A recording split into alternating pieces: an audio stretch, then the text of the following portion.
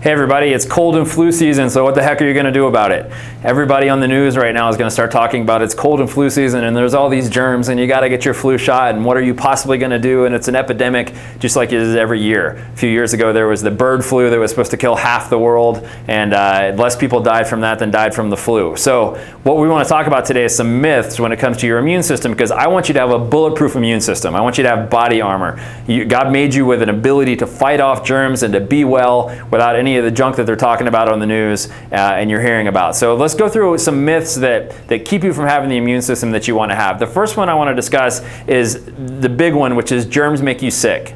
Everybody believes in the germ theory, but somebody said a long time ago, if the germ theory was true, there wouldn't be anybody left to still believe in it because we'd all be dead. So here's the thing, germs do not make you sick. A weak immune system makes you sick. I'm going to say that again. Germs don't make you sick. A weak immune system makes you sick. I'll use myself as the example. I always got sinus infections, bronchitis, all kinds of things growing up as a kid. I started getting adjusted and started going to a chiropractor, changing my lifestyle when I was about 21 years old. And I have not had a sinus infection in the last 20 years after getting my nervous system working, getting my immune system working from the inside out. So what changed between 100 sinus infections by the time I was 20 versus 0 sinus infections in the last 20 years. What did I do? I got my body strong from the inside out. My nervous system started working right because that's what controls all of your immune system. I started eating better, and now I come in contact with germs all the time and I don't get sick. Or if I do, I get what's called the maximized living version of it, which means I might feel bad for a few hours and then I feel fine the next day. I don't get this stuff for 2 or 3 or 4 weeks. So it's not the germ that makes you sick, it's the weak immune system that makes you sick. So it's like this, if you have a trash can that has flies all over it because the trash can is dirty, think about it this way. Did the flies make the trash can dirty, or did the flies come because the trash can was dirty? They came because the trash can was dirty. So if your body is weak, it's going to affect or attract more of those germs and attract more of those symptoms. So if you want to have a strong immune system, that's what we're going to be covering at our Body Armor workshop coming up on Tuesday, August 18th. And it's going to be at Smoky Hill United Methodist Church. And we're going to teach you how to make sure you don't get colds, you don't get flus. And the tagline is never get sick again. So I want you to make sure you get signed up. It's going to fill up. And I want you to bring as many people as you can, the people that you care about. So that's myth number 1, germs make you sick. Second myth I want to talk about is fever. We have something called fever phobia in the United States, and majority of people that I see think that 100-degree fever is high, and they actually did a poll not too long ago, American Academy of Pediatrics, and they said that moms tend to think that a 102-degree fever is considered high and dangerous. And what I want you to understand is that 102-degree fever is not high and dangerous. It's your body doing exactly what it's supposed to do. So when you get a fever, there's all kinds of amazing things that are happening. Number 1, a high fever or a dangerous fever where you need to go to the doctor or find out what's going on is 104 or 105, which is very rare. If it's 101, 102, no one's saying it's pleasant. I've had that in the past, and it doesn't feel good, but I'm here to tell you it's good for your body. Your body's doing the right thing in the right place at the right time. It's an intelligent reaction. So what it's doing is 3 things are happening when you get a fever. Number 1 is that your body walls off iron and it starts shuttling the iron to the liver, because bacteria actually feeds off of iron. So when you get a fever, it basically robs the bacteria of the food that it needs to survive.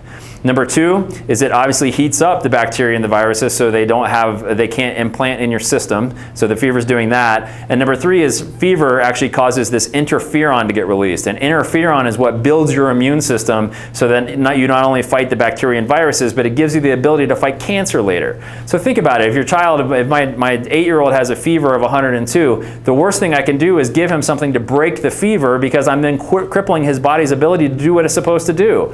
And I understand, maybe you're a mom or you're a dad and you're like, well, I don't want to see him suffer. Well, I don't want my kid to be sick longer, so I don't break the fever. This is the way I always think about it. I care about my son, I care about my daughter. So there was a study that was done at University of Maryland, and they took 2 groups of people, and the first group got to break their fever, and the other group did not break their fever. They both gave them the flu. And the group that did not break their fever got better 3.5 days faster. So the group that broke the fever stayed sick for 3.5 days longer. So you have to let your body do its thing when it comes to fever. That's how you build the immune system over time. So 102-degree fever is not dangerous. It's actually something beneficial to your body, and also gives you the ability to fight cancer as you move forward. So that's huge when it comes to fever. So we're going to teach you these myths and these myth busters, and then teach you exactly what to do about it naturally if you do have a fever, what you can do to be comfortable, what you can do to build your immune system. We're going to be teaching it at our Body Armor workshop coming up on Tuesday, August 18th over at Smoky Hill United Methodist Church. So make sure you get registered for that. Here's another one. This is a really big one when it comes to autoimmune disorders. So I have a lot of people telling me, I just had 3 people tell me this morning actually, that autoimmune disorders run in my family, so I'm just going to have it the rest of my life. Psoriasis, or there's so many different ones that when you think about autoimmune disorders, there's rheumatoid arthritis, there's psoriasis, there's eczema, there's multiple sclerosis, Crohn's disease, allergies. All of these things are your immune system attacking itself, okay? And if you don't do something about the cause of the immune system attacking itself, there's a new research that shows you're 5 times more likely to get another autoimmune disease which can become crippling and kill you, like MS or psoriatic arthritis or something that can disable you. That happens if you don't take care of the ones early on. So if you have eczema or psoriasis or allergies, those types of things, and you're not correcting them, then you're setting yourself up for these immune system problems later on and these autoimmune disorders. So what you do with your life is what matters. So if you can actually change your lifestyle to turn those genes off that maybe you inherited from your mom or your dad or whoever, you don't have to suffer with those things the rest of your life. My mom had psoriasis, has psoriatic arthritis, and she actually, you could say she passed on the psoriasis to me, but I don't have psoriasis. If I do the things I'm supposed to do, if I do my vitamin D, if I'm eating the right way, if I'm getting adjusted, I don't have any of those symptoms. So I'm not blaming it on my mom. I'm taking control of it. And we're going to teach you exactly what to do about autoimmune disorders. So much from autoimmune comes from the gut. There's something called leaky gut syndrome. And if you have a leaky gut just from lifestyle factors in the past, that's when your body's going to start reacting to itself and start attacking, the immune system's going to start attacking your own body. So much of the problem with autoimmune disorders, thyroid, MS, lupus, all of those things actually comes from the gut. So the first thing we do is teach you how to fix that leaky gut, which helps with digestive problems, a lot of other things as well. And we're going to teach you how to do that at Body Armor. If you know anybody dealing with any of those autoimmune disorders, make sure they're sitting next to you at Body Armor coming up on August 18th. Okay, and the last big one that I want to talk about here is the flu shot. So you're going to start hearing all the propaganda about you need to go get a flu shot, and babies should get it, and pregnant moms should get it, and elders should get it, everybody should get it. And the problem with the flu shot is that's not the best way to prevent the flu. The best way to prevent the flu is having a strong immune system. It doesn't work as easily as, oh, just roll up your sleeve and get a shot. That's going to keep you from getting the flu. What they do with the flu shot is they predict the year before what strains might be coming around the next year. So they're guessing as to which strains it would be. They're pumping the flu shot into people. And last year, it was, according to the CDC, it was 0 to 14% effective at preventing the flu, which anything in the world would be 0 to 14% effective. Eating an orange a day would be 0 to 14% effective.